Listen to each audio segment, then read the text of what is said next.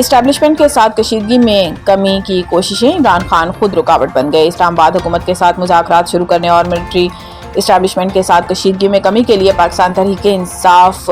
کے کچھ رہنماؤں اور سابق رہنماؤں کی جانب سے کی جانے والی کوششوں کے باوجود پارٹی کے تصادم کی راہ پر چلنے کی پالیسی میں کوئی تبدیلی نہیں آئی۔